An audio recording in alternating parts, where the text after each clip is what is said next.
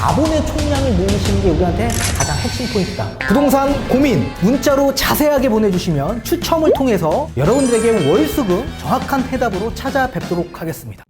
뒷번호 9736님께서 보내주신 부동산 고민입니다. 안녕하세요. 2012년 매수한 남편 명의의 세종시 한솔동 현대 힐스테이트 34평과 2019년에 계약한 공동 명의의 창동 동화청솔 24평 보유 중입니다. 일시적 1가구 2주택 비과세로 세종 집을 파는 게 좋을까요? 세종은 계속 떨어질까요? 똘똘한 한 채가 없으니 둘 다 순차적으로 팔고 한 채를 다시 살까요? 해주셨네요. 전문가님 답변 부탁드리겠습니다.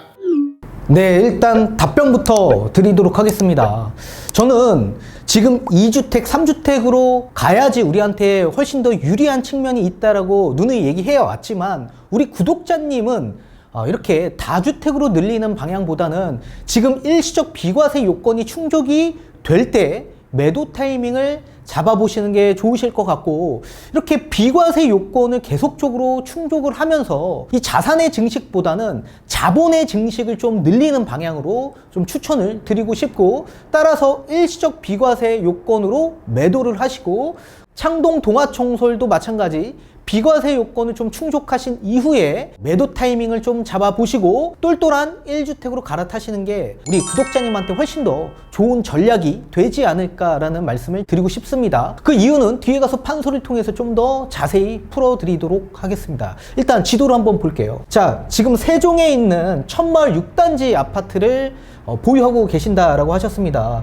세종 일대에서 사실 가장 첫 번째 아파트가 구성되어 있었던 곳입니다. 그래서 어느덧 10년 차가 됐기 때문에 이제 구축으로 전환되는 시점이고, 사실 세종 일대 가장 대장 지역 일대는 여기죠. 세롬동 일대와 다정동 일대, 그리고 정부 청사가 있는 어진동 일대가 가장 핵심 지역이라고 보시면 좋을 것 같고, 그리고 이제 시청 쪽이 있는 이 보람동 일대나 대평동 일대도 상당히 좋은 지역 입지를 띠고 있습니다. 그런데 우리는 향후 만약에 세종 일대를 보신다면 이 세롬동 일대를 좀 눈여겨보시는 게 가장 좋을 것 같고, 그리고 지금 세종 일대만 다른 지역과 좀 달리 집값이 하락하고 있는 신호를 보이고 있는 상황이기 때문에 지금 세종에 있으면 위험하다라는 사람들의 시선들이 있습니다. 저는 그 의견에 절대 반대합니다. 지금 세종 일대는 광역시와 비슷한 시세를 형성할 수밖에 없는 도시라고 저는 생각을 하고 있고, 작년에 행정수도 이전으로 인해서 집값이 엄청나게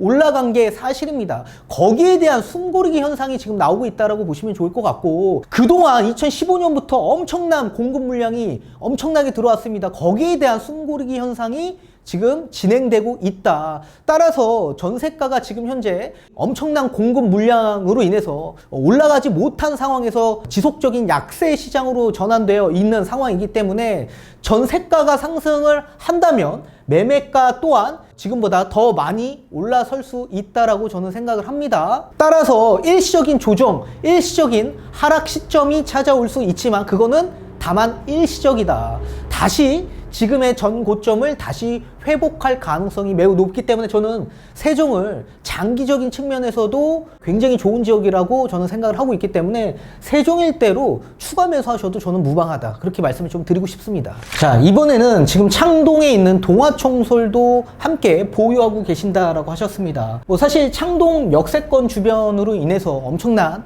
이 개발 권역들이 존재하고 있죠. GTX뿐만 아니라 지금 아레나도 현재 공사하고 있고, 동부간선도로 지하화 공사하고 있고, 여러 가지 조건들이 굉장히 많이 잘 갖춰질 지역이다라고 보시면 좋을 것 같은데, 동화청솔이 어느덧 20년 차가 되었고, 사실 매매가 대비 전세가가 엄청나게 약세를 계속 보이고 있는 상황이기 때문에 매매 금액이 여기서 더 치고 올라가기에는 조금 힘들지 않을까라는 생각을 좀 해봅니다. 따라서 주변의 개발 권역으로 인해서 집값이 지금보다 조금 더 상승할 가능성은 있으나, 나중에 이 부동산 시장이 꺾이는 시점에서는 오히려 이런 동화청솔이나 세종 일대의 집값 하락이 훨씬 더 좀 낙폭이 큰 지역 일대를 우리는 좀 보유하고 있다라고 보시면 좋을 것 같습니다. 집값이 상승할 때는 계속 올라갈 수 있어요. 다만 집값이 하락할 땐 전세가가 받쳐주지 않는 지역 일대는 낙폭이 클 수 있다. 따라서 동화청솔도 장기적으로 본다면 굉장히 좋은 지역이나, 저는 일시적 비과세 요건을 좀 받고 매도를 하시고 세종 일대 대장 지역 일대로 넘어가시는 것도 좋고 서울 일대 뭐 25평 신축 아파트 보시는 것도 나쁘지 않습니다. 다만 제가 보기에는 지금 세종 아파트를 2012년도에 취득하셨기 때문에 아마도 세종에 거주하고 있는 것으로 파악이 돼 보입니다. 따라서 세종 일대 대장급 아파트 그냥 보셔도 무방하다, 그렇게 말씀 좀 드리고 싶습니다. 거기에 대한 전략을 조금 세워드리도록 하겠습니다. 자, A 아파트를 세종에 있는 천마을 6단지 아파트로 지칭을 하도록 하겠습니다. 여기 지금 현재 제가 보기에는 거주를 하고 있는 것으로 파악이 돼 보입니다. 정확하진 않아요. 아무튼 거주하는 쪽으로 제가 생각을 하고 말씀을 좀 드리도록 하겠습니다. 34평을 보유하고 있는데, 그러니까 2012년도에 취득을 하셨다라고 하셨고, 지금 현재 매매 금액이 7억대 정도에 형성하고 있다라고 보시면 좋을 것 같습니다.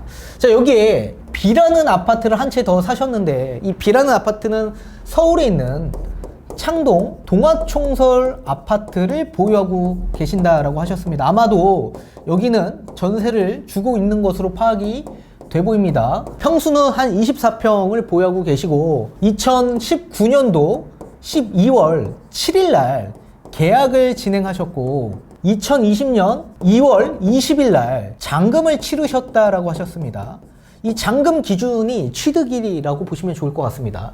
지금 현재 이 매매 금액이 한 8억대 정도에 나와 있고, 전세는 아마도 2019년도에 취득하셨던 당시에 전세를 주신 걸로 파악이 되고 있기 때문에 한 2억 한 5천 정도의 전세가 지금 맞춰져 있는 것으로 파악이 됩니다. 그래서 2억대로 지칭을 하도록 하겠고, 여기에 C라는 아파트를 제가 한 채 더 매수하라고 말씀을 드렸는데, 아마도 거주 목적이 세종에 있는 것으로 파악이 되기 때문에 세종 아파트를 취득하시는 게 훨씬 더 좋겠죠. 그래서 따라서 세종에 있는 새뜸마을, 이 새뜸마을 일대 뭐 한 10단지나 이런 대장급 아파트를 좀 보시는 게 좋을 것 같습니다. 34평 똑같이. 그리고 현재 매매 금액이 한 12억 정도로 신고가가 나왔습니다. 신고가가 나왔습니다. 자, 그럼 한번 보도록 할게요.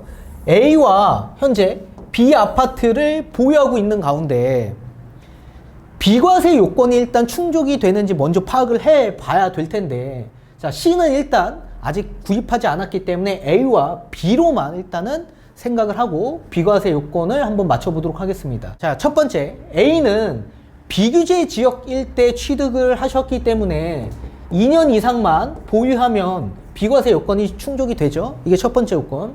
그리고 두 번째, A를 취득한 시점에서부터 1년이 넘어서 B 아파트를 취득했죠. 그리고 세 번째 요건이 이제 중요한데, 세 번째 요건은 창동 동아총설 아파트를 취득했던 당시에는 이게 조정지역 일대 취득을 한 겁니다. 따라서 비규제에서 조정대상 지역을 취득할 경우에는 3년 이내에만 A주택을 매도하면 비과세가 된다라고 제가 말씀을 드렸지만, B 아파트를 취득했던 당시, 취득은 잔금일 기준으로 합니다. 취득했던 당시에 이 비규제 지역에서 조정대상 지역으로 바뀐다면 3년 이내 매도가 아니라 양도세 비과세 중과 제도를 적용받아서 2019년 12월 16일 이후에 취득을 하셨기 때문에 1년 이내 전입 및 1년 이내 매도를 하셔야 비과세를 받을 수 있다라고 제가 말씀을 드렸었습니다. 전 영상에서 기억하시죠? 다만 예외 조건이 두 가지가 있는데요. B 아파트를 취득했던 당시에 여기 세입자가 거주하고 있었다면 최대 2년까지는 유예기간을 주고요. 두 번째, 2019년 12월 16일 1216 부동산 대책이 나오기 이전에 계약서 작성 및 계약금 납입을 증빙할 수 있다면 그 이전의 대책 적용을 받을 수 있다라고 명시되어 있습니다. 따라서 2018년 9월 13일 이후에 취득을 하면서 2019년 12월 16일 이전에 취득을 하셨다면 조정대상에서 조정대상 지역에 구입을 할 경우에 2년 이내 매도를 하시면 비과세를 받을 수 있습니다. 따라서 우리 구독자님이 지금 정확하게 알고 있습니다. 비규제에서 조정대상 지역을 취득한 게 아니라 B 아파트를 취득했던 당시에 조정대상 지역에서 A 아파트가 조정대상 지역에 있는 상태라면 3년 이내 매도가 아니라 이 비과세 규제 정책으로 인해서 2년 이내 매도해야지 A주택이 비과세를 받고 매도할 수 있는 겁니다. 따라서 A는 비과세 요건을 언제까지 충족을 해야 되냐면 2022년 2월 19일까지 A주택을 매도해야지 A주택이 비과세가 가능하다. 그렇게 보시면 좋을 것 같고, 따라서 A주택은 이 7억 현금 전체 전부 다 자본화시킬 수 있겠죠. 그리고 B 아파트가 한 채가 남겨져 있는데 이 B 아파트는 조정 대상 지역 일대에 취득을 하셨기 때문에 이제는 2년 이상 거주 요건이 붙어버립니다. 따라서 동아청솔에 2년 이상 거주를 하시는 게 가장 좋으실 것 같은데, 이 소득세법 시행령 154조 1항 3호에 1년 이상 거주한 주택을 부득이한 사유로 양도할 경우에는 1세대 1주택으로 모아 비과세 해줄 수 있다라고 명시되어 있습니다. 그러면 그 부득이한 사유가 뭐냐면 자녀의 취약이나 또는 질병의 요양, 그리고 근무상의 형편 등의 이런 사유로 인해서 피치 못할 사정으로 내가 양도할 경우에는 비과세 해주겠다. 여기에는 이 소득세법 시행규칙 71조 3호를 보셔야 될 텐데, 이 세대 전원이 부득이한 사유로 인해서 다른 시로 이전할 경우에만 비과세 해주겠다라고 했습니다. 다른 시라고 했습니다. 다른 특별시, 다른 광역시를 뜻하는 건데요. 다른 자치시. 세종시에서 서울은 다른 시에 있습니다. 따라서 부득이한 사유로 인해서 세대의 전원이 1년 이상 지난 시점에서 양도할 경우에는 비과세 해주겠다라고 했기 때문에 우리 모든 세대원은 창동 동화에 들어가셔서 거주 요건을 충족하신 다음에 1년이 지나서 부득이한 사유로 인해서 양도할 경우에는 비과세 받을 수 있기 때문에 세종일 때 아마도 남편분이 직장이 있을 가능성이 매우 높겠죠. 또는 자녀의 이런 취약 문제가 있을 수 있겠죠. 그렇기 때문에 세대 전원이 창동 동화에 들어가셔서 부득이한 사유로 인해서 양도할 경우에는 비과세 혜택 받을 수 있다. 자, 근데 여기서 중요한 게 뭐냐면 지금 모든 생활권들이 세종에 있지 않습니까? 남편의 직장이나 자녀의 교육 전부 다 세종에 있는데 어떻게 세대 전원이 창동 동화, 그것도 서울에 전입을 해야 되냐라고 물어보실 수 있겠지만, 이 기재부의 유권 해석에 따르면 조정 대상 지역에 있는 1주택을 양도할 경우에 이 거주요건 계산을 적용해야 되는데, 이 거주요건 적용 시에 배우자 등 여러 가지 부득이한 사유로 인해서 해당 주택에 처음부터 거주하지 않더라도 나머지 세대 전원이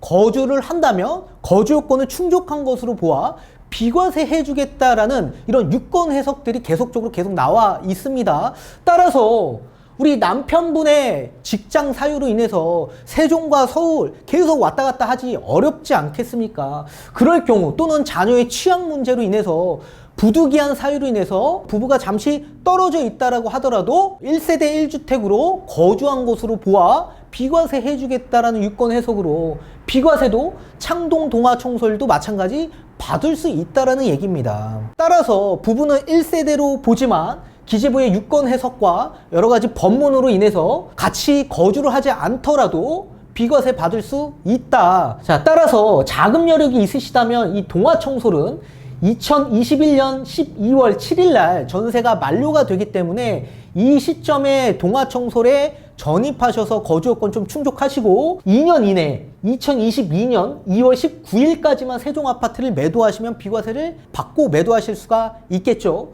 또는 자금 여력이 안 되신다면 세종 아파트를 2021년 12월 7일 이전까지 매도하시고 그 매도한 자금으로 동아청솔 전세 2억 빼주시고 이쪽으로 전입하시는 쪽을 좀 의견을 드리고 싶고, 자, 그렇다면 B 아파트의 거주 요건은 충족됐고 B 아파트를 취득한 시점에서부터 1년이 넘은 시점 이후에 세종 아파트를 취득하신다면 일시적 비과세 요건을 충족할 수 있겠죠. 그리고 세종 아파트도 조정 대상 지역이죠. 그리고 세종 아파트는 2019년 12월 16일 부동산 대책이 나온 이후에 취득을 하셨기 때문에 이 조정에서 조정이기 때문에 1년 이내 매도 및 1년 이내 전입 요건을 하신다면 동아청솔은 당연히 비과세 매도를 하시고 세종 아파트에 전입하셔서 1세대 1주택 비과세 요건 2년 이상 거주만 하신다면 또 요건 충족이 가능하기 때문에 C 아파트에서도 비과세를 받고 매도하실 수가 있는 겁니다. 자, 따라서